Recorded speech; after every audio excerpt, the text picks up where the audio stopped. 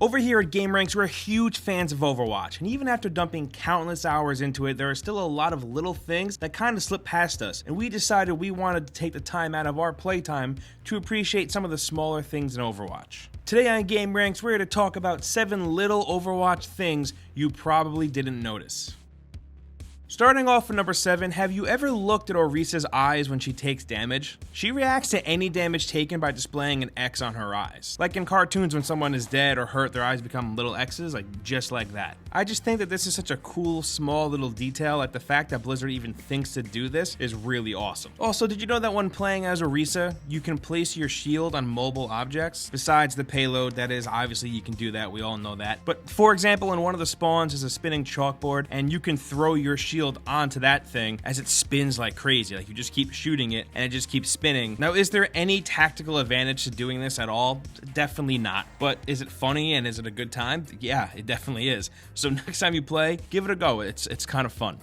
Next up at number 6, when the Uprising event was going on in Overwatch, players took a trip down memory lane to revisit London when Tracer was recruited as a member of Overwatch. You go back 7 years to the Null Sector Uprising. It was a 4-player PvE mode where you and 3 other players were taking on waves of enemies. And there was something that players didn't pick up on until the end of the event drew closer. As you all know, one of Tracer's main abilities is the Blink ability, which is the one that lets you zip around the map, the one that's like really annoying when you're on the receiving end of it. And it's annoying because it can get pretty hard to keep track of Tracer when she's zipping around, and it throws a lot of players off. And it seems like it confused the purple Omnics a lot too, like way more than it did an actual player. When you blink near one of these guys, it'll stop them dead in their tracks, and it'll just look around for a few seconds trying to find you. This gives Tracer a huge advantage because you have a few seconds where they just stop attacking. If this was something that players realized throughout the whole event, it would have made playing on harder difficulties that much easier. And moving on to number 5, let me just start off by saying that I really don't like Symetra. Her little turret things always drive me insane. They always scare the shit out of me, and by the time I actually see where they are and start destroying them, I'm already dead. So then how would you make Symetra's turrets even more terrifying and more annoying? Well, it looks like someone figured out how to do it. You know how there are basketballs lying around some of the maps? You can line one of those things with a bunch of Symetra's turrets and you have yourself a terrifying death ball. Look at this thing. It would scare the shit out of me if I saw this coming flying into a room. I'd probably book it. I'd be out of there very quick. Because those turrets already do so much damage, so when they're just on this 360 degree thing and can get you from any angle, it's no thanks. But this does make me think about what it would be like if you could place your turrets on your teammates. Like imagine you had a diva with her defense matrix up and she's running towards you, but she's covered in turrets. Nope, no thanks, I'm good. Or Bastion in his turret mode with more turrets on top of him, so you can't flank him. Yeah, I'm really glad we can't do that actually. Now that I think about it, that all just sounds horrible.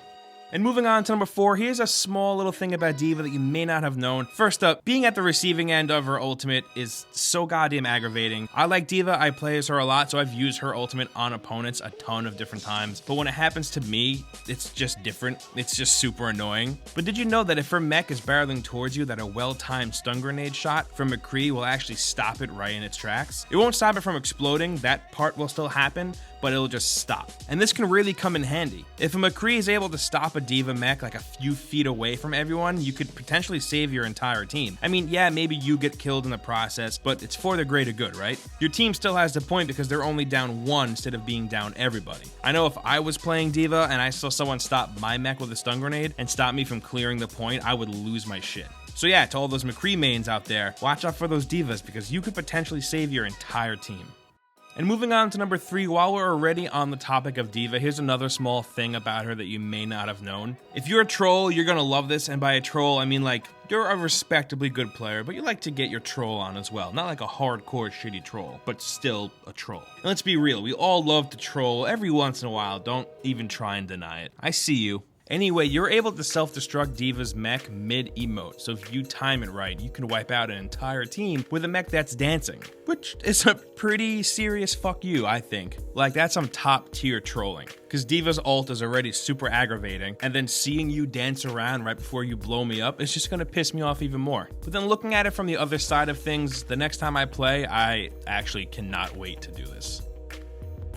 And coming in at number 2, as you know, all of the heroes in Overwatch have a ton of different skins that can be unlocked. Some of them being seasonal, like going along with Christmas and Halloween. But what's really cool about these skins, besides, you know, making your hero look cooler, is they change some of your voice lines and other smaller things as well. For example, Hanzo's legendary wolf skin. When you're rocking that skin, Hanzo's voice line changes from "I choose you, Spirit Dragon" to I choose you, Spirit Wolf. And then to go along with that, of course, when you use your ult, it's actually a wolf instead of a dragon, which is pretty awesome of Blizzard to do because a lot of different developers would just reskin the character and call it a day. They wouldn't bother changing voice lines or the actual character animations, they would have just reskinned it. My favorite example of this is probably Winston's Yeti skin though, because he has voice lines that reference the Yeti from Monsters Inc. When you wear the Yeti skin and spawn in on Nepal, he'll say, "Welcome to the Himalayas," or "Snow cones, they're lemon," which are lines the Yeti in Monster Inc. says during that whole scene. There are other characters that reference other movies as well, but I think that the Winston one is my absolute favorite. And finally, at number 1, Blizzard put a lot of thought into a lot of small details with Overwatch, the environment being one of them. There are a lot of little ways that you can interact with the environment. For example, on Route 66, you can shoot at tables and glasses and you'll make them fly all over the place. And all of the piñatas in El Dorado can be destroyed and then candy comes flying out of them. Also, these piñatas are Diablo themed, which is really cool. There's even one that's the big bad Diablo himself. Some levels also have laptops that are lying around that can be shot closed and shot open.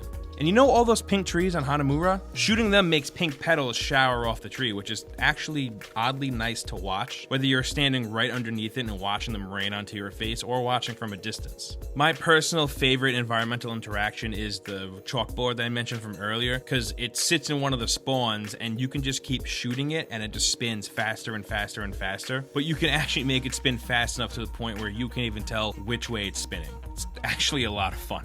And yes, I'm fully aware that I'm a child.